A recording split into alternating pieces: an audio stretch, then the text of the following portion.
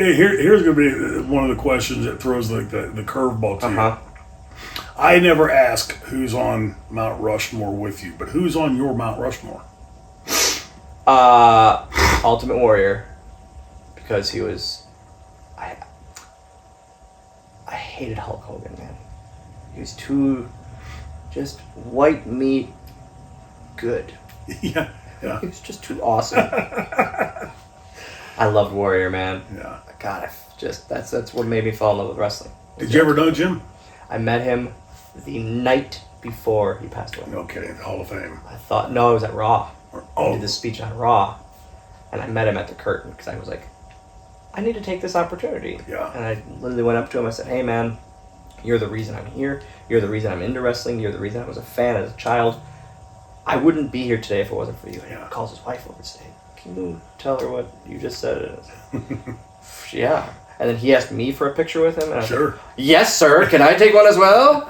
And and then the next morning he passed. And I was like, man, what like a fate. Yeah. What a cool, like a crazy bit of fate that I would never have met him. I would have never met him in my life. Wow. That I had to go up to him. And you took the opportunity. See, kids out there, when you get that chance. Always take the photo. I live by, I tell every one of my students, I tell everyone I'm around, take the photo. Yeah. Who cares now? Yeah. Oh, you're a mark. Yes, we are. We all are. Otherwise, we wouldn't do this. Exactly what you said. Yeah. Take the photo because they're going to die, or you are going to die. As dark and heinous as that is, it's going to happen. Yeah. We're all leaving. Unfortunately. Yeah. And let's have a cool memory. Yeah. Of that. Yeah. And before, as Father Time starts to set in, you realize you're not going to be able to. I just ran into an old buddy the other day at a grocery store. We saw us on Thanksgiving Day play tackle football about 10 years ago. And I was going around, Mike Barnes is his name. Mike, if you're listening out there, I said, hey, ready to play? He went, I said, dude, I'm just talking about it on the break, Here, go ahead. So Warrior. Yeah. Shawn. Okay. Obvious. Cena. Yeah.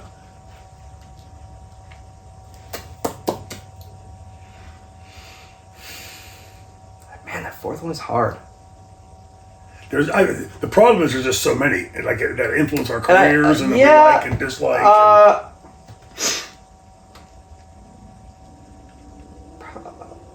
That's where it's like a weird one. It's like Undertaker. I feel like Undertaker has to. Almost mandatory, right?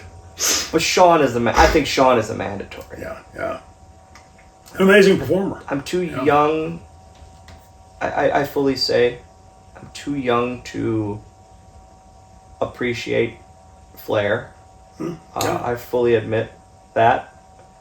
Again, in his day, it was a machine. Unreal. Yeah. And he should be on it. Not on everyone's, because everyone. That's another crazy thing. Now, the second week of when we start our new classes every 6 months or here and there, I go, all right, who got you into wrestling, and who's your first, and who's your favorite now? Right.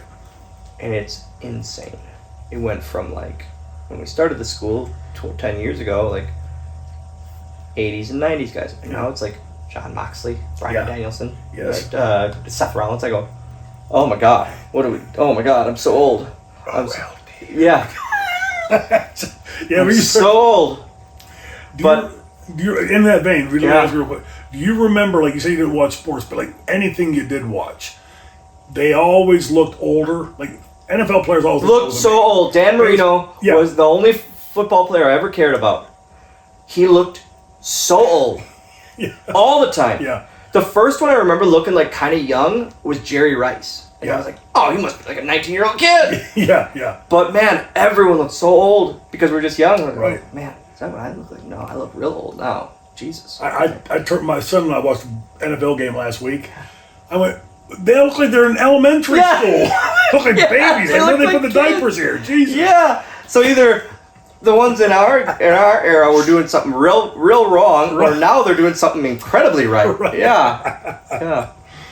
So if you had to peg down on the fourth one, Taker, yeah. It's and again, there's one of the revolving things. When people always come up and ask me who's on Mount Rushmore, I'm not there. I can name 500 people up there before I'd be. Yeah, up there. and that's where it's again the ego thing. Sure, you can view yourself along with them, but yeah, man, there's so many. It's hard to argue. Who's yours? Who's yours? For me, Funk. In large part because I worked with him. Mm-hmm. I got a chance to get in there. Arn, just because I learned so much watching him and working with him. Flair, like you said, is a must, right? Bruno's a must. For me, it's almost like there's gonna be 25 heads up there. Man, the Bruno one too is like almost like Flair. Where I'm too young to appreciate it. Yeah, sure. And especially not being from the East Coast. Right. And the business was very different then too. Yeah. I mean, Hawkins gets the Bruno love because he grew up in New York, grew up in Long Island. He's heard it his whole life. Yeah. Same as Wisconsin with the Crusher and that. Like, I go, God, that was so much long before me. Okay, they did great. But it's one of those things where I appreciate it, but I don't get it because it was so much before me. And there's also no recollection. Like for Brian, he grew up at some point watching, whether on tape or whatever. Growing up in Pittsburgh, it was impossible. Yeah. I mean, he was just part of the fabric there. Yeah. And it would be us. It would be like, man, remember when those big wheel bikes were big? Yeah. No, because we've grown past that kind of thing. Right. I always say, like, Harley's another one that I think just has to be up on Rushmore because he was when I would see, before I could get the NWA, and I would read the magazines, my friends and I were all digging through the magazines. And I'd see him go, he's a champion? A truck driver, right? And then when I finally could watch it, I was like this. Mm-hmm. He just spellbound, and boy, he could do. And then you hear the different stories. Not that I necessarily saw it because, again, this was a little before my career. But Tommy Young, the referee, had told me he would be the referee that he would, back then the NWA champion would go to Dallas and would go to San Fran or St. Louis. And he said that he was sick as a dog on one of the loops. And Tommy, without hardly knowing, called Dusty and said, he can barely stand up. And Dusty said, tell him 10, 12 minutes, just get out there and get it done.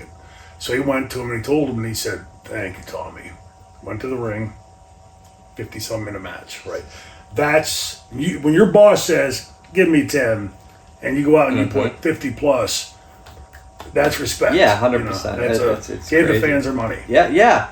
And it's just it's a work ethic of back then. I wouldn't say it's not that way now. Right. But we're in such a different place now. Yeah. You go 6 minutes now and those fans are losing interest. It's just it's the weird world we live. Let me ask you real quick on that. Let's drill down on that for a second. When Steve Austin, when I did his podcast, he and I hadn't spoken in 10 years. Not for any reason other than his career went there, my career went there. Whenever you were around him, ECW? ECW, but I worked with him almost nightly with Steamboat and Brian. Yeah. But the last time would have been ECW. Yes, yeah. And so when we talked for like an hour before we even did the podcast, and he said, do you mind if I ask you this question during the interview? How long did it take you to feel comfortable in the ring? So I said, they broke in this year and there. 6, 7 years. That didn't mean I mastered it. It just meant if some spot got effed up, my hair wouldn't catch on fire. Yeah. I'd take a breath and say, okay, let's get back on track. He said about the same for him. Now that was 6, 7 years of 350 plus, double shots on Saturdays and Sundays, a lot of them. In the ring 20, 30, 35, 40 minutes routinely. And so in that 7 years, if you just took that time, say an average of 20 minutes a night and this many matches, for somebody that's getting into the business today, that's going to have a 6-minute match here, 8-minute match there, and doing it 50 days a year instead of 350, will they ever be able to get to that point of mastering it? Yeah, I think so, because they're mastering it for this time. Yeah, true. This time is different than 10 turning. years ago, which was different than 10 years ago, which was different than 10 years ago. Yeah. Doing 60 minutes for Flair just became an easy thing. Right. It was just another night. Yeah. thinking about doing 16 minutes now for me goes, oh, like no. So I can't, but it's just a way of the times. And I think that it's like that with wrestling, with technology, with every bit of just the landscape of life. Yeah. And so I do think I think it's easy, not easy, I think they're able to master it for their era, I think. Well, it makes sense. Yeah. I don't think they need to master it for the 70s or the 80s. Right. What works now? That's what I hate so much, and I catch myself doing it as I get older. I hate so much the quote of back in my day. Yeah. God, it's nails on a chalkboard to me because right. I bring back, remember when we didn't have electricity back in my day? Right. It's not back in my day anymore. Right. We're now in this day where we have electricity and, Yes. and AI to do things for us. Like, Yeah. But it's so... What was back in the day was awesome for the times. And it's appreciative. I appreciate all of that. But to turn off the mindset to today is the weird part for me of like, why are we doing that? Why are we thinking this isn't right? Right. It is right because as long as they make noise, Yeah. that's what we care about. We care about them. True. And do you feel like with the business, I think, again, we're comparing apples and oranges, but back in the day, for us to get into Alexandria, Louisiana, and all these little towns and everything, because even though the TV was there, it personalized it, but it was another revenue stream. Mm-hmm.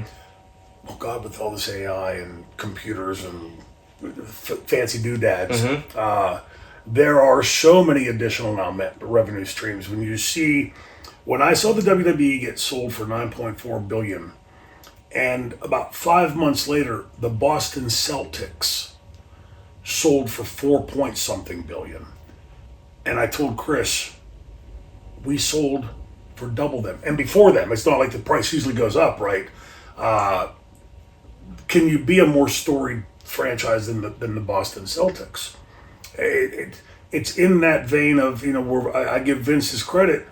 I didn't like what he did with the business and the sports entertainment, all that, personally. But from a business standpoint, to been able to figure out and set this thing up for something to be sold for $9.4 billion. It's untouchable. Untouchable. Will all those revenue streams reach down to everybody that's partaking in it right now? I think they have such a finger on a lot of pulses that I think with the TKO stuff, for a couple of years now, we're only seeing the beginning of it. Yeah. I think it's just going to get bigger and bigger. It's already grown since the sale. It's already grown immensely. Yeah. In gates, in income, all of that, and I think it's still at the very, very beginning stages of it.